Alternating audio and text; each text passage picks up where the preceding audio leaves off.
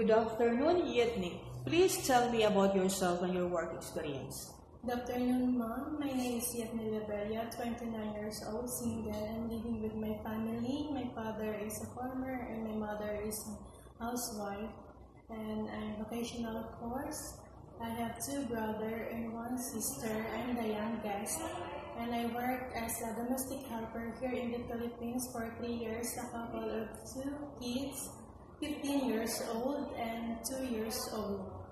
And my duties and responsibilities are taking care of the children, cooking, washing their clothes, ironing, also tutor them. What time do you usually sleep and wake up when you were working? I sleep at 10 p.m. and then I wake up at 5 a.m. Are you the one who does the cooking and marketing at home? Yes, Mom, I do. In 1 week, how many times do you go to market? 2 times a week. How do you describe the kind of upbringing your parents did to you? Sometimes they strict, but they teach me how to be responsible, polite, obedient. Do they spoil you or teach you how to be independent? No, Mom, but they teach me as an independent person. In Hong Kong, kids are super active and sometimes they tend to be out of control. How would you control your temper? I will control my temper. I will do as a domestic helper to a patient person.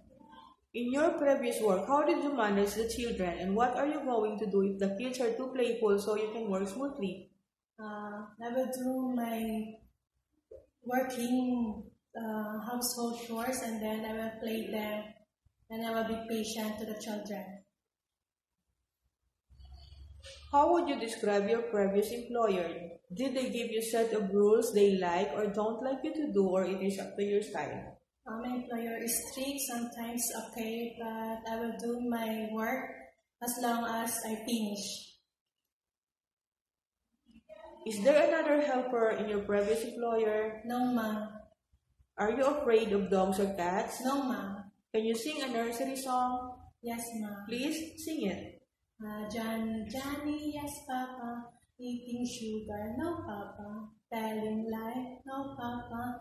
Open your mouth, ha, ha, ha. Thank you. Are your teeth natural or false teeth? False teeth, Mom, at the upper part. Thank you, Yetni. That's all. Welcome, Mom.